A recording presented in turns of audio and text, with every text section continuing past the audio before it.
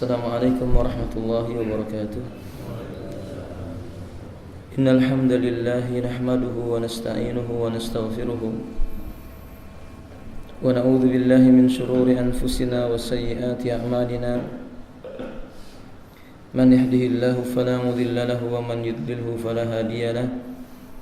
Asyhadu an la ilaha illallah wahdahu la syarika lahu wa asyhadu anna Muhammadan abdullahi wa rasulullah.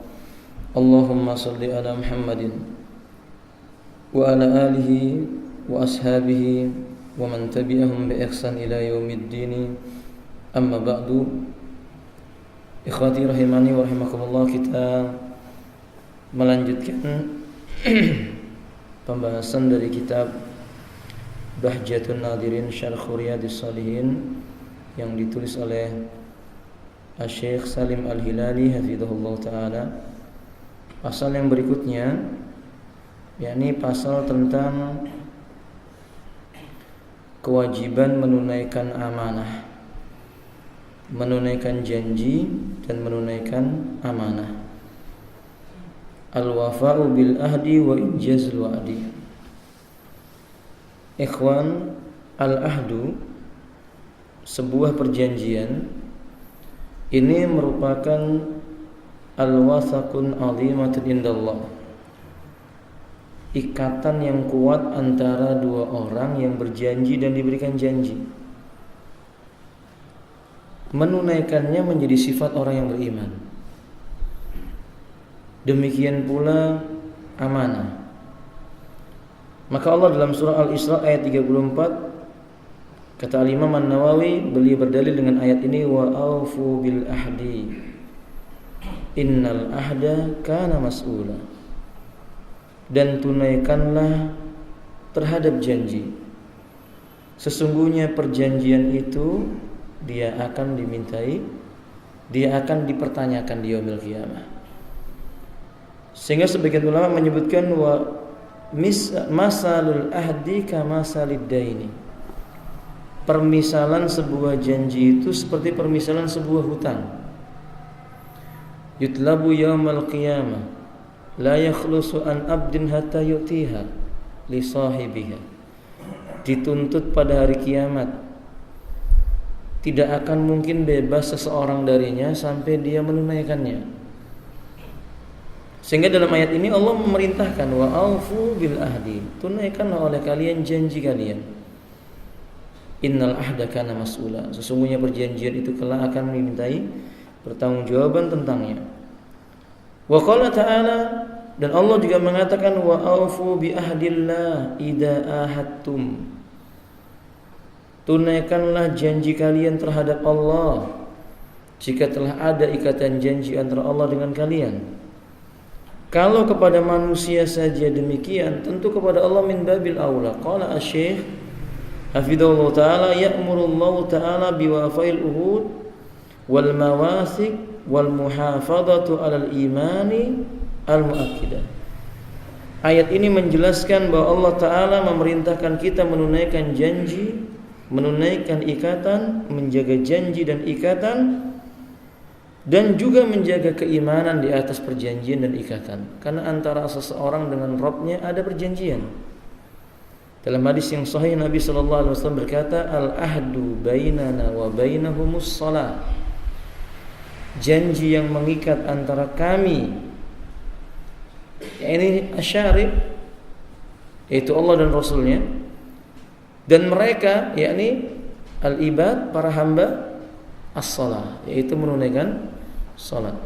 Faman tarakaha faqad kafara, barang siapa yang dia meninggalkan salat dengan sengaja, maka dia telah kafir, kata Nabi SAW.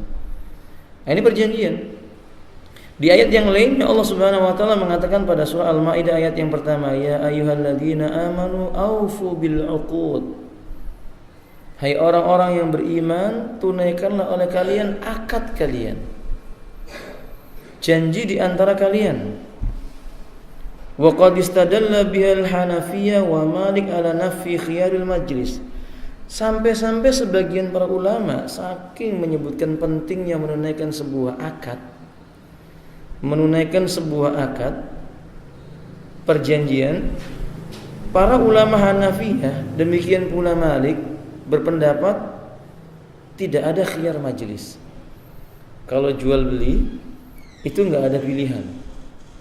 Pokoknya kalau si orang sudah penjual berkata 20 juta, maka pembeli tidak boleh menawar. Ini menurut pendapat sebagian para ulama, karena ucapan yang disebutkan oleh seorang penjual itu menjadi akad.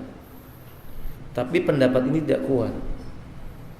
Pendapat yang kuat adalah pendapat mayoritas para ulama, di mana ada nas yang sharih datang dari Nabi SAW, dari Abdullah ibn Umar radhiyallahu taala anhuma. Beliau mengatakan bahwa qala Rasulullah SAW, al-bai'ani bil khiyari ma lam yatafarraqa. Penjual dan pembeli keduanya boleh tawar menawar, memilih selama mereka itu belum berpisah. Kalau sudah ternyata terjadi tawar menawar, lalu mereka sepakat terjadi sebuah perjanjian, nggak boleh orang lain untuk menawar, nggak boleh orang lain untuk memilih, tidak boleh seorang pedagang membatalkan jual belinya, kecuali ada pelanggaran dalam janjinya.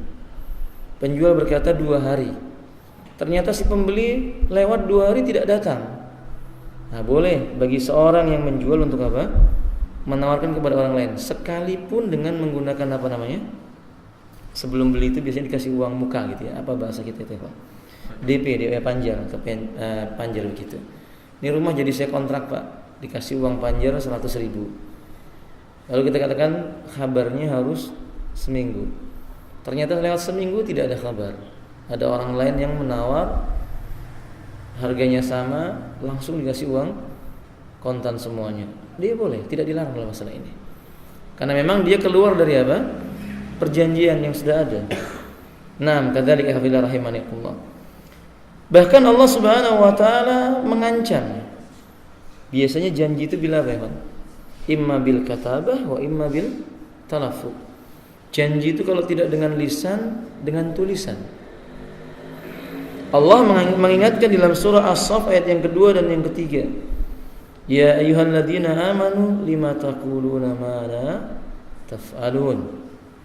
Kabura maktan indallahi an taqulu ma la taf'alun. Hai orang-orang yang beriman, mengapa kalian mengatakan apa yang tidak kalian lakukan? Sungguh besar murka di sisi Allah Ta'ala ketika engkau berkata apa yang kamu tidak bisa mengerjakannya. Asbabun nuzul ayat ini, nazalat hadhil ayat fi qaumin tamannaul jihad. Terhadap suatu kaum di zaman Nabi yang dulu mereka suka berkata, ingin sekali kita perang jihad. Kapan kita ini jihad? Kapan kita ini perang?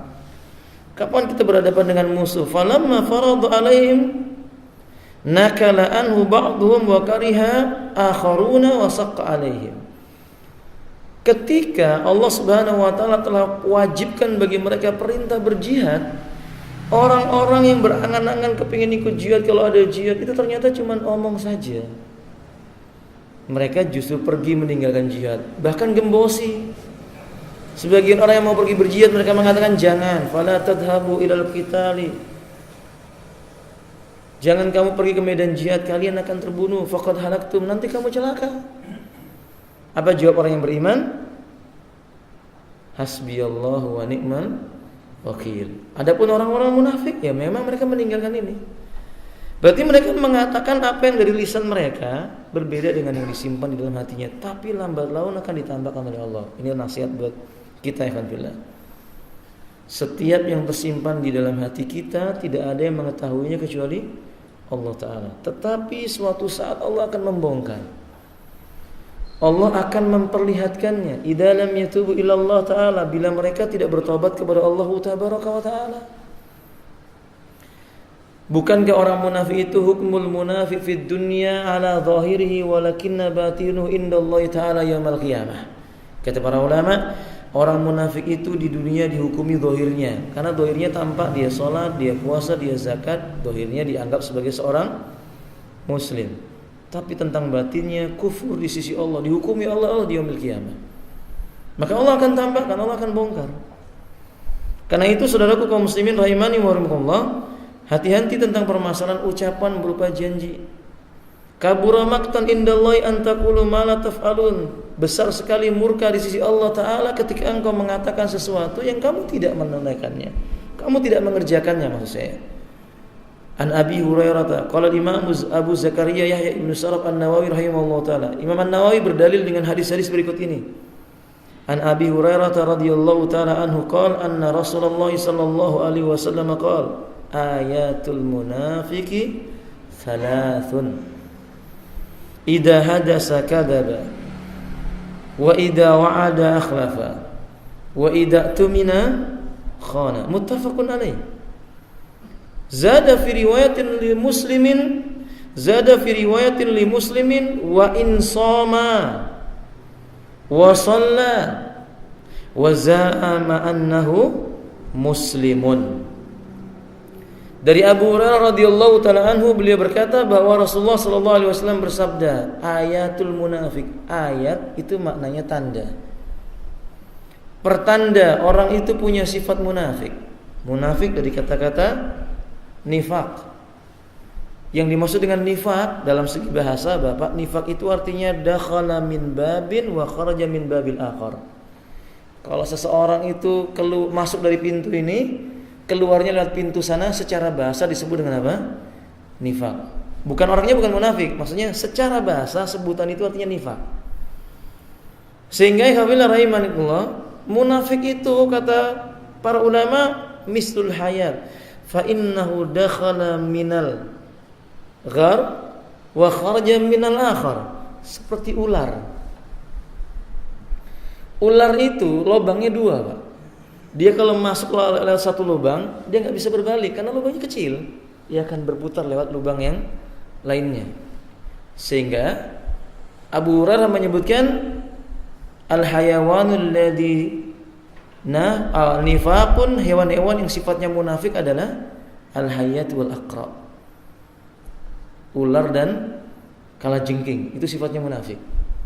Dalam Al-Qur'an Allah mengatakan ya ayyuhan nabiyyu jahidil kuffara wal munafiqin. Wahai Nabi, perangilah olehmu orang-orang kafir dan orang-orang munafik. Dengan ayat ini sebagian ulama Syafi'iyah berpendapat ular itu harus diperangi, dibunuh, jangan dipelihara. Di zaman kita malah enggak. Sebagian orang malah memelihara apa? Ular. Nabi kita berkata, atau para ulama kita menyebutkan, fa in turidu an tandura rajulan fandur ila qarini. Kalau kamu mau melihat orang itu sifatnya kayak apa, lihat teman-temannya. Sama maksud saya ini arahnya para pembicara ini, paham ya kawan? Ular itu sifatnya apa? Munafik. Kalau orang punya teman ular, lalu kata para ulama, kalau kamu mau melihat agama seseorang atau keadaan seseorang, lihat siapa? Temannya. Maka jangan-jangan orang yang suka pelihara ular itu punya sifat apa? Munafik. Wallahu a'lam bishawab. Makanya tidak disukai memelihara ular. Kemudian nifaq atau munafik di dalam agama kita ada dua keadaannya, dijelaskan oleh para ulama dalam kitab Al-Wajibat, penjelasan singkat tentang masalah akidah. Dalam kitab Al-Wajibat itu disebutkan an-nifaqu naw'ani. Kemunafikan itu ada dua macam. Nifaqun i'tiqadiyun wa nifaqun amaliyun. Kemunafikan yang datang dari i'tiqad. Qala Imam Al-Utsaimin la yumkinu ya'ti minal muslim li'annal muslimu li'annal muslim khalisun min nifaqin i'tiqadiyin. Sesungguhnya munafik i'tiqadi itu enggak mungkin dimiliki oleh orang muslim.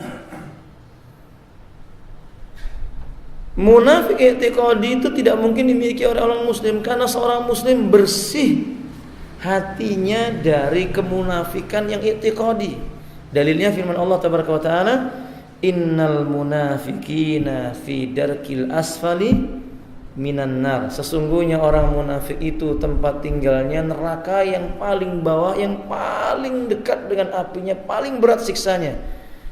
Ya, ini menunjukkan bahwa orang munafik itu di sisi Allah kafir. Gak mungkin orang muslim punya sifat itu, gak mungkin. Sebab seorang muslim tempat kembalinya di mana ya kawan? Surganya Allah tabaraka wa taala. Yang kedua, nifaqul amali. Maka kata para ulama, yang ini memungkinkan. Terkadang orang yang beriman, orang muslim punya atau terkena sifat-sifat kemunafikan yang sifatnya nifaq amali. Nifaq i'tiqadi dengan nifaq amali, apa perbedaannya? Beliau menyebutkan dalam kitab Al-Wajibat, amma nifaqun i'tiqadiyun kafirun sahibu indallahi ta'ala, wa amma nifaqun amali la yukhriju sahibu min an millah.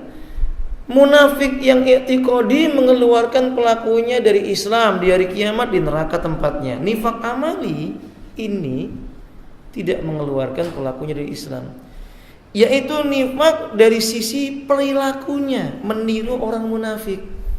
Seperti hadis yang kita sebutkan ini, ayatul munafik salas. Tanda orang munafik itu 3.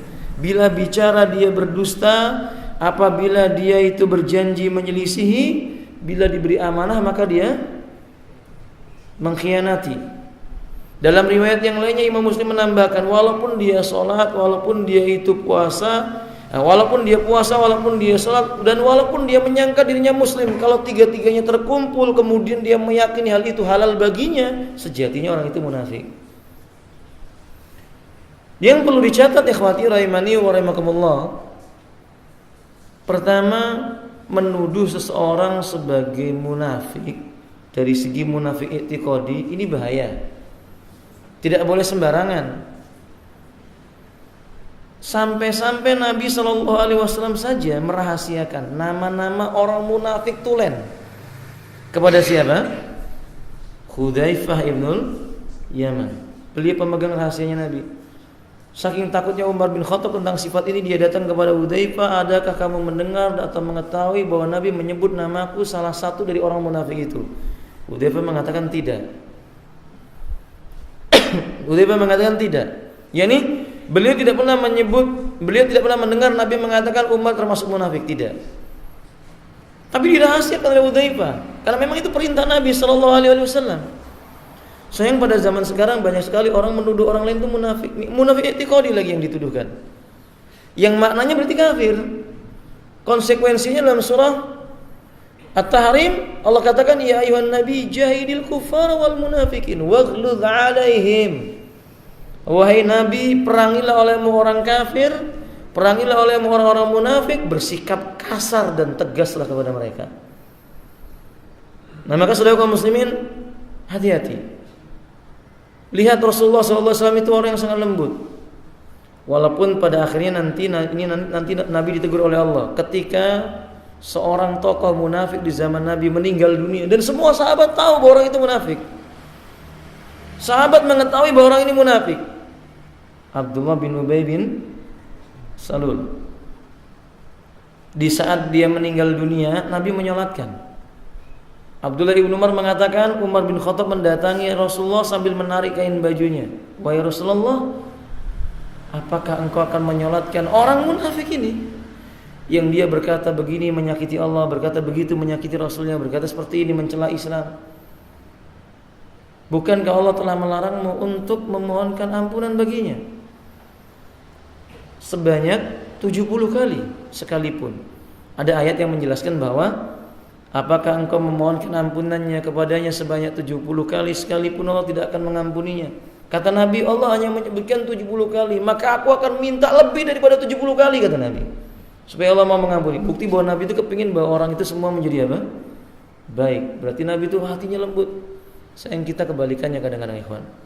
Kalau lihat orang sesat malah tertawa, lihat orang sesat malah senang. Kalau lihat saudaranya keliru malah diburuk-burukan. Harusnya nggak begitu. Nabi itu punya sifat, ini udah tahu ini munafik, tapi Nabi menyolatkan. Nabi berharap Allah mengampuni, tapi turun ayat yang menegur.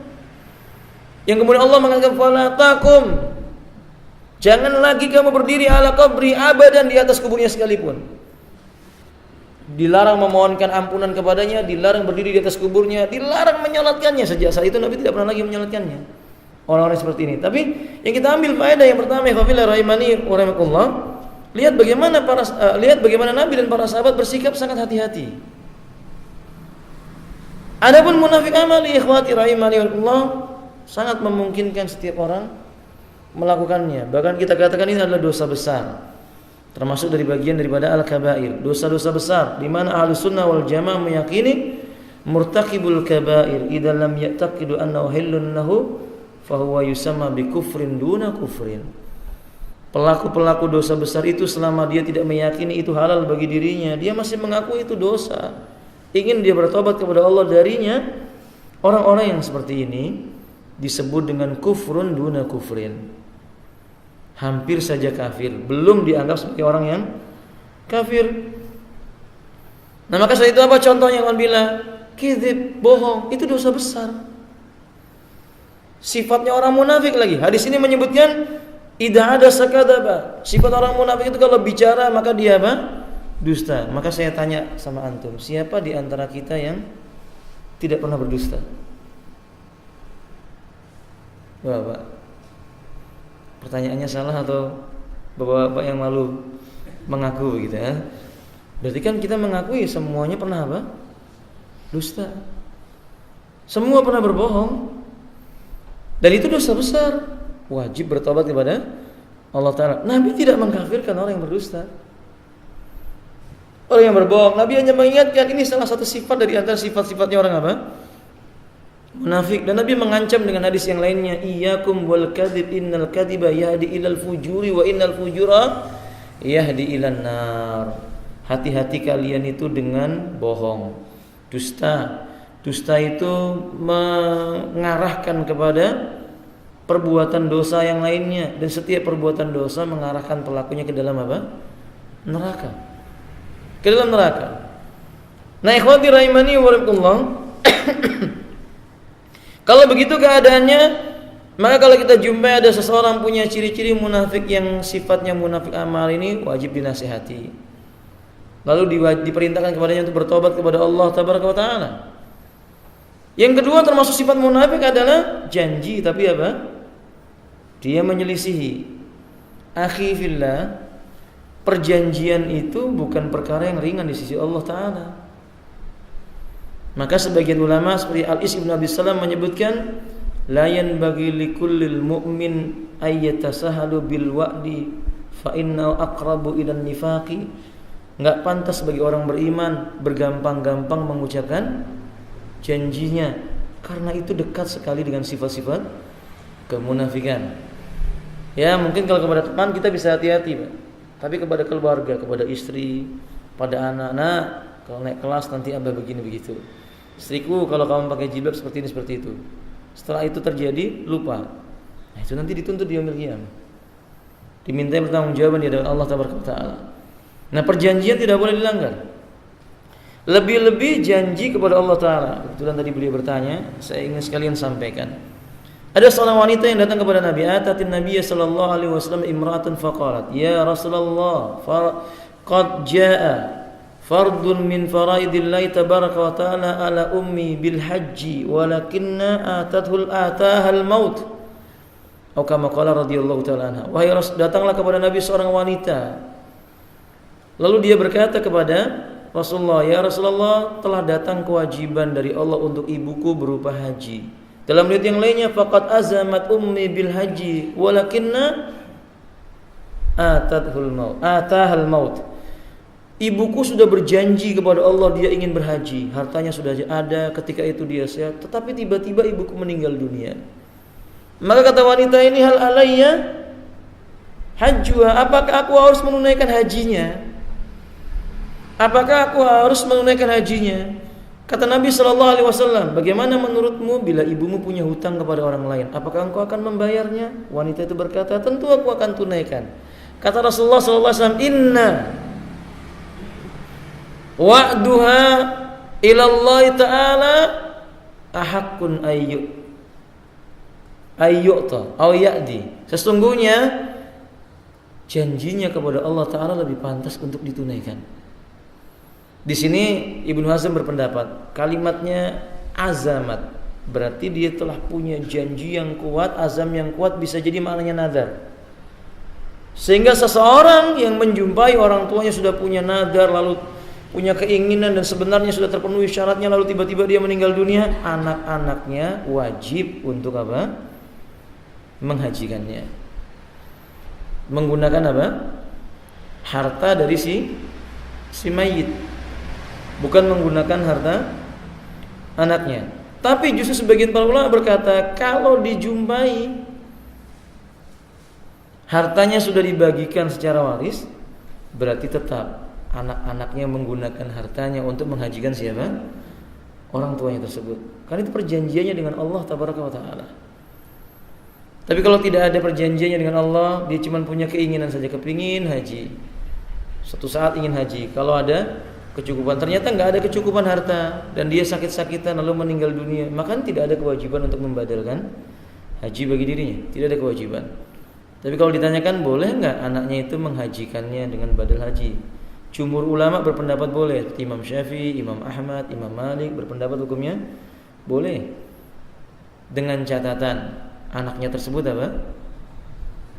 Juga harus berhaji atau sudah berhaji. Karena berdasarkan keumuman riwayat yang datang dari Nabi, fala taj'alu anfusakum kasiraji, jangan jadikan dirimu seperti lilin. Harusnya dia menghajikan dirinya dulu sebelum menghajikan orang lain. Maksudnya adalah orang tuanya dalam masalah ini. Wallahu a'lam bishawab. Yang ketiga, Nabi mengatakan wa idatu minakhana, bila dia diberi amanah maka dia itu berkhianat. Apa itu amanah? Alhamdulillah. Nah, maka maknanya amanah itu sesuatu yang dititipkan sebagai kepercayaan atas orang lain.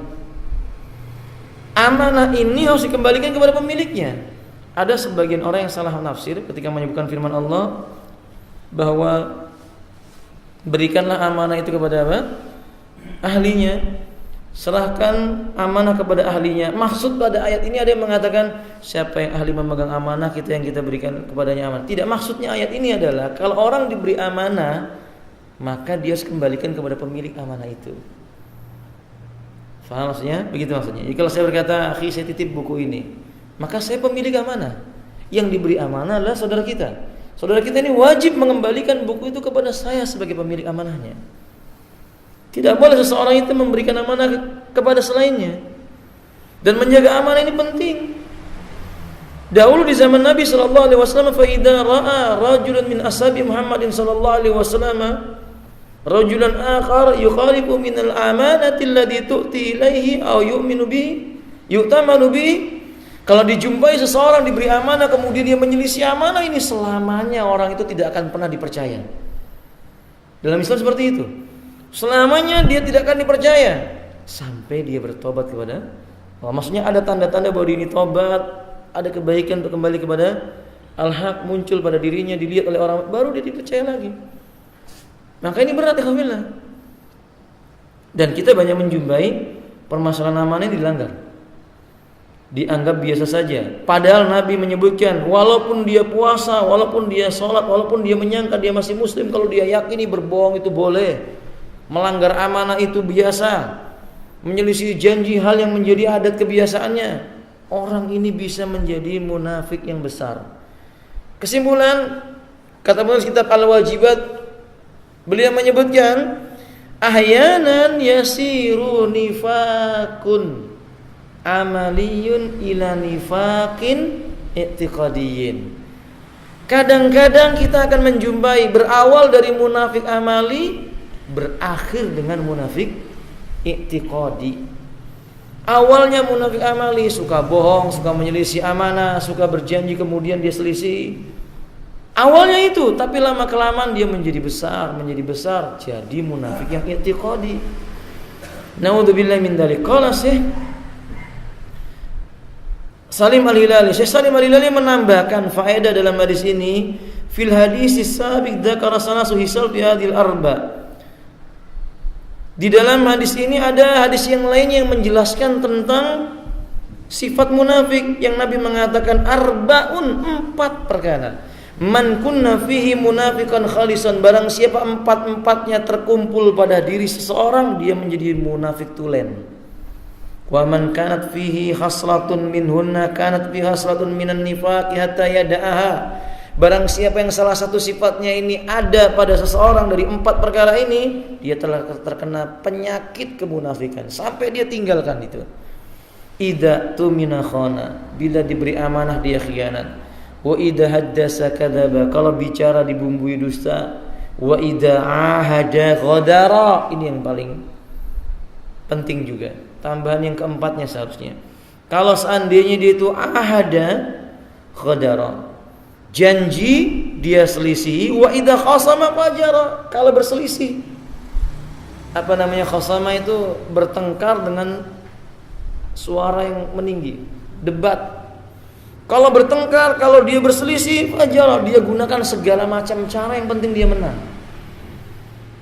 Dia nggak peduli apakah itu hukumnya haram atau tidak, pokoknya dia menang. Itu kita jumpai pada masa sekarang ya Pak. Coba ketika orang berselisih, bersengketa tentang satu perkara, cari segala macam cara, yang penting dia menang. Padahal dia tahu dia salah, misalnya demikian. Demikian pula orang-orang ahlul bidah Anda jumpai. Kenapa di antara para ulama menyebutkan taubatu ahlul bid'ati la yaqbalullahu ta'ala anhu. Taubatnya ahlul bid'ah tidak diterima oleh Allah Ta'ala. Sebagian ulama mengatakan ahlul bid'ah itu taubatnya tidak diterima oleh Allah Ta'ala. Sebagian ulama mengatakan demikian.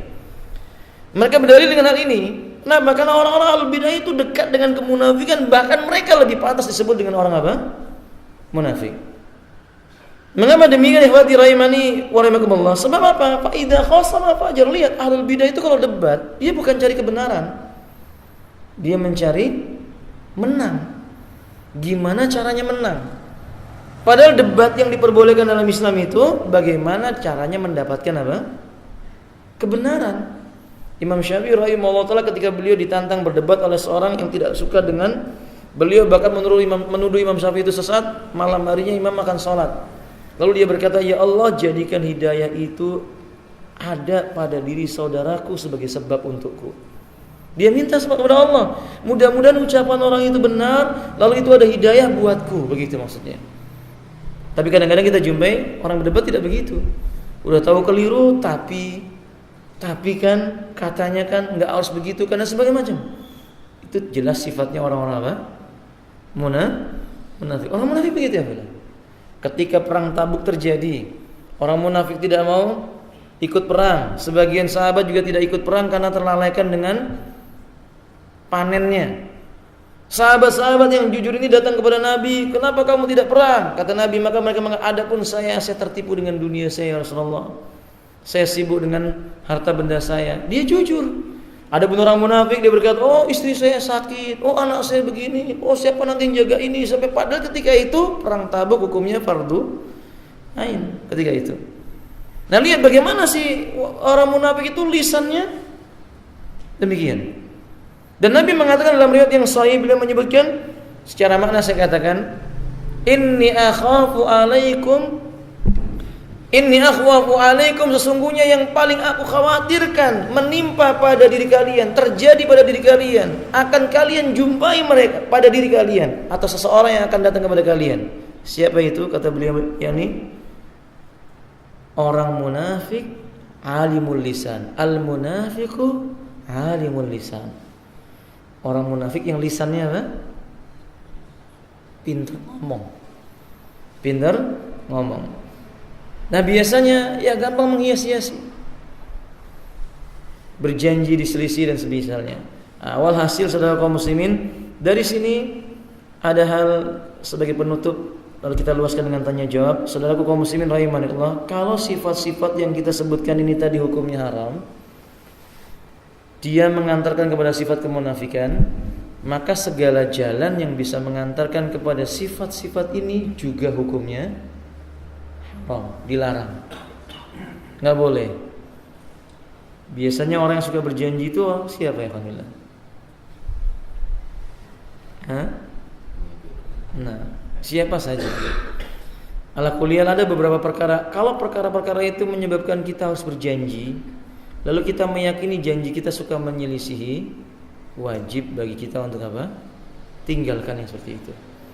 Karena perjanjian seperti ini bisa mengantarkan seseorang kepada sifat munafik yang kecil, kecuali dia taubat kepada Allah Ta'ala, bertobat kepada Allah Ta'ala, meminta maaf kepada Allah Ta'ala, niscaya Allah akan membebaskan dia dari sifat kemunafikan ini. Penting sekali lagi saya katakan, hindari gampang berjanji, hindari banyak berbicara kecuali pembicaraan yang sifatnya membawa kemaslahatan, dan juga hindari menerima amanah. Kalau dia tidak sanggup menerima amanah, jangan malah senang menerima amanah. Dahulu kalau para sahabat menerima amanah itu seperti gunung yang diletakkan di atas kepala mereka. Mereka nggak bisa tidur siang dan malam. Kalau kita kadang mungkin diberi amanah malah apa? Senang. Akhi, ini titip sepeda motor, malah senang karena mungkin bisa dipakai ke sana ke sini.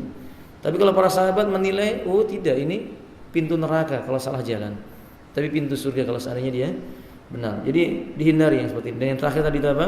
Hindari berdebat. Jangan banyak debat. Apalagi kita thalabul ilm. Ya kalau ada orang yang membantah kita, ya sudah, biarin saja. Kalau kita tahu ilmunya, kalau kita bantah kembali kemudian dia semakin menjadi, diam saja, itu lebih baik. Sebab kita khawatir kalau kita kemudian terpancing jatuh dalam sifat apa tadi? Kemunafikan. Idza khasama, kalau dia itu berdebat, berselisih, fajara, dia lakukan dengan cara-cara yang fajir. Semoga Allah menyelamatkan kita dari sifat kemunafikan. Semoga Allah Subhanahu wa taala menjaga diri kita dengan keimanan dan dengan ilmu, dengan rahmatnya Allah tabaraka wa taala. Dan semoga Allah Subhanahu wa taala menampakkan bagi kita mana yang hak itu hak dan mana yang batil itu batil, agar kita menempuh jalan yang hak dan meninggalkan jalan yang batil. Wallahu a'lam bishawab. Sampai di sini. Ada pertanyaan, Bapak? Ya, silakan.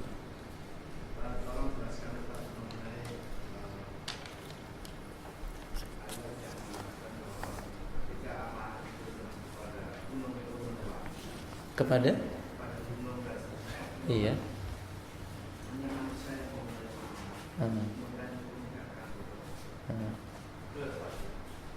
Terus pertanyaannya? Kenapa si manusia yang terus siapa yang akan menerima? Sudah? Bagaimana kalau sifat munafik itu sedang mengganggu suatu komunitas? Suatu apa? Suatu komunitas. Oh iya. Gimana sikap dalam menghadapi? Baik, barakallahu. Barakallahu. Adapun yang pertama, kalimatnya bukan sebutannya bodoh. Allah mengatakan dalam Al-Qur'an, fa innahu la dzaluman kafar. Sesungguhnya manusia itu benar-benar zalim dan lagi banyak ingkarnya. Allah tidak mengatakan mereka bodoh karena menerima amanah, tidak. Jadi riwayat yang benar dan ayat yang benar menyebutkan dzaluman kafar. Manusia itu zalim dan manusia itu banyak ingkarnya. Apa maksudnya zalim? Maksudnya zalim dia tidak memandang siapa dirinya. Karena orang yang zalim, orang yang adil itu orang yang tahu kemampuan yang terdapat pada dirinya. Apa yang maksudnya kafar? Sedikit bersyukurnya kepada Allah tabaraka wa taala. Setelah dia itu menerima amanah, seharusnya dia bersyukur. Berarti Allah percaya dan Allah tahu yang paling kuat menerima amanah ini justru apa? Manusia. Jadi Bapak, ketika Allah menyebutkan bahwasanya sesungguhnya manusia itu benar-benar zalim dan kafir, tapi Allah juga mengingatkan, la yukallifullahu nafsan illa wus'aha. Allah tidak membebani seseorang kecuali sebatas kemampuannya. Maka Allah memandang yang paling mampu menerima amanah justru manusia. Gunung enggak mampu, malaikat enggak mampu. Walaupun secara zahir mereka lebih kuat daripada manusia, tapi Allah lebih tahu, ada hikmah. Hati manusia jauh lebih kuat dari mereka jika dikehendaki oleh Allah tabaraka wa taala. Maka manusialah yang menerima amanah itu. Jika ditanyakan siapa yang memberi amanah, ya Allah taala. Kalau begitu apa Allah tidak tahu bahwa manusia itu zalim? Allah tahu, malaikat juga tahu. Malaikat mengetahui bahwa manusia itu zalim, suka mengalirkan apa? Darah dan sebagainya. Tapi mengapa diberikan oleh Allah Ta'ala kepada manusia? Disinilah yang disebut dengan makna iman. Innallaha la yus'al. Allah enggak ditanya, ya Allah kenapa harus manusia? Enggak, kita ditanya oleh Allah, kenapa kamu tidak amalkan saja? Faham maksudnya Bapak? Ini yang mampu saya jawab dari pertanyaan yang pertama. Soal yang kedua, gimana kalau itu komunitas orang yang punya sifat-sifat kemunafikan? Apa yang harus kita lakukan kepada mereka? Seperti Nabi memperlakukan komunitas munafik di zaman beliau. Munafik di zaman Nabi itu enggak satu orang. Dia juga punya apa? kelompok-kelompok, rombongan-rombongan. Bagaimana Nabi mensikapi mereka? Pertama, kalau itu nifaq amali, Nabi ingatkan, Nabi nasihati. Nabi mengatakan ad-dinu nasiha, agama ini nasihat lillah, dilakukan karena Allah, wali kitabihi, terhadap kitabnya, wali rasulihi, terhadap rasulnya, wali aimatil muslimina, dan kepada pemimpin-pemimpin kaum muslimin, wa amatin, seluruh kaum muslimin. Artinya semua manusia berhak mendapatkan nasihat. Kalau kita jumpai ada komunitas yang punya sifat-sifat kemunafikan, ditegakkan nasihat. Datangi, ingin dia kembali kepada kebaikan. Kalau ternyata dia menampakkan kemunafikannya dengan nyata-nyata bahwa mereka ini benci dengan Islam setelah ditegakkan hujah dan mereka nyata sebagai munafik yang tulen, maka perintah Allah berlaku. Ya ayyuhan nabi jahidil kufara wal munafikin. Diperangi mereka, dibunuh mereka. Tapi itu ada ada cara-caranya, marhalahnya, tingkatan-tingkatannya. Ada uslubnya, metodenya, enggak langsung ayatnya mengatakan ini udah terbukti munafik harus dibunuh. Lalu kita datangi rombongan ini rombongan munafik, kita gerbek, kita sembelih semua. Enggak begitu, Bapak. Makanya Nabi sallallahu alaihi wasallam mengetahui ini rombongan munafik tulen, tapi kenapa Nabi tidak memerangi mereka terang-terangan? Padahal Allah mengatakan jahidil kufara wal munafikin. Perangilah orang munafik, orang-orang kafir dan orang munafik. Para ulama menyebutkan memerangi orang munafik bil hujjah. Dengan hujjah, dengan ilmu. Sebab kalau diperangi dengan pedang ada mudarat yang besar. Ketika Nabi ditanya kenapa engkau salatkan, dia mengatakan aku khawatir orang bodoh menuduh bahwa Nabi menyia-nyiakan sahabatnya. Karena orang tahu pokoknya orang ini penampilannya Islam, dia itu muslim. Kalau kita memerangi orang yang menampakkan keislaman pada diri munafik tulen, nanti orang akan berkata, lihat orang Islam itu sama sesama temannya aja dia nggak punya kasih sayang. Paham? Nah, maka sebab itu ada marhalah, ada cara-cara bagaimana memerangi mereka itu. Ini nanti ada perlu bab khusus untuk dibahas mungkin dengan ustadz yang lainnya, Bapak. Ala kulli hal, Bapak, kita jumpai orang seperti ini, tegakkan hujah kepada mereka, sampaikan nasihat. Bila mereka bertobat, alhamdulillah. Bila tidak, kita serahkan kepada Allah Ta'ala sampai datang waktunya benar-benar kita mengangkat pedang kepada mereka. Wallahu a'lam bishawab. Ini ada pertanyaan panjang, Pak. Saya minta waktu sedikit karena beliau sudah memberikan. Mohon tanya tentang menjelaskan larangan melempar kerikil dengan 3 jari pada kajian beberapa pekan yang lalu. Saya pernah menyampaikan melempar kerikil. Bukan melempar kerikil ini, Pak. Larangan menggunakan, di sini keterangannya larangan melempar kerikil dengan 3 jari. Wallahu alam, saya tidak pernah menyampaikan larangan melempar kerikil dengan 3 jari, Pak. Mungkin salah maksud begitu. Ditemukan bahwa Umar bin Khattab radhiyallahu anhu melempar Sa'id bin Yazid dengan batu kerikil. Dalam ritual ibadah haji disyariatkan melempar jumrah dengan batu kerikil. Iya, kalau melempar jumrah iya dengan batu kerikil. Mungkin maksudnya larangan merajam orang yang berzina dengan kerikil. Merajam itu nggak boleh pakai kerikil. Merajam itu batunya sebesar genggaman tangan orang dewasa. Lebih besar daripada itu nggak boleh. Kecil daripada itu separuhnya makruh. Lebih kecil daripada itu dilarang. Karena kita diperintahkan oleh Allah membunuh manusia itu dengan cara yang baik.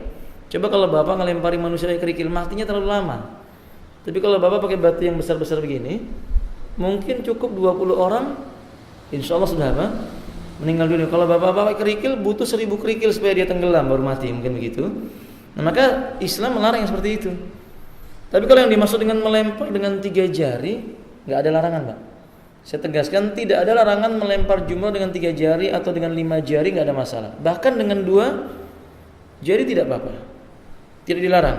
Jadi beliau benar bahwa dalam melempar jumrah itu menggunakan kerikil. Mungkin juga larangan menggunakan ketapel, ini benar. Larangan menggunakan ketapel. Nah, karena memang dalam menggunakan ketapel itu menggunakan batu dalam medan perang. Nabi tidak menyukainya. Sebab batu kerikil itu tidak membunuh. Tapi cuman mematahkan gigi, membutakan mata, melukai wajah. Sementara Nabi mengatakan innallaha kataba alaikumul ihsan. Sesungguhnya Allah telah menetapkan bagi kalian berbuat kebaikan ala kulli syai', pada segala macam perkara. Kata Nabi, bila engkau hendak membunuh, bunuhlah dengan cara yang baik. Faham Pak? Boleh enggak Pak nyembelih pakai pisau yang kecil? Ini ada orang kafir mau dibunuh, atau dipotong tangan saja. Dipotong tangan pakai pisau yang kecil ini. Boleh enggak Pak? Cutter gitu. Pelan-pelan. Boleh enggak? Enggak boleh. Dalam Islam menggunakan sesuatu yang lebih cepat. Jadi pedang yang besar, ya saya melihat apa orang dipotong tangannya itu, masya Allah ya Pak. Pisaunya itu demikian panjang, diambil dari bawah, krak, tek, patah sudah. Sekali aja. Kalau pakai pisau kecil mungkin berjam-jam baru putus gitu kan. Nah, ini maksudnya begitu. Jadi saya ralat kalau memang saya pernah mengatakan bahwa melempar 3 jari dengan 3 jari dilarang. Kalau memang saya pernah mengatakan itu, tapi seingat saya tidak pernah. Maka itu salah Pak, tinggalkan saja. Enggak apa-apa melempar jumroh dengan apa? 3 jari, boleh, enggak apa-apa. Enggak ada larangan dalam masalah ini. Na'am, barakallahu fikum. Saya rasa demikian tentang hadisnya, tentang hadis yang dituliskan di sini Bapak. Minggu depan insyaallah kita akan bahas ini, bagus, hadis yang bagus. Terima kasih atas nasihatnya. Semoga Allah memberikan kebaikan bagi Bapak dan bagi saya dan bagi kita semua. InsyaAllah kita akan bacakan pada pertemuan yang akan datang dan kita berikan faedahnya insyaallah. Mudah-mudahan bermanfaat. Subhanakallahumma wabihamdika asyhadu an la ilaha illa anta astaghfiruka wa atubu ilaik. Assalamualaikum warahmatullahi wabarakatuh.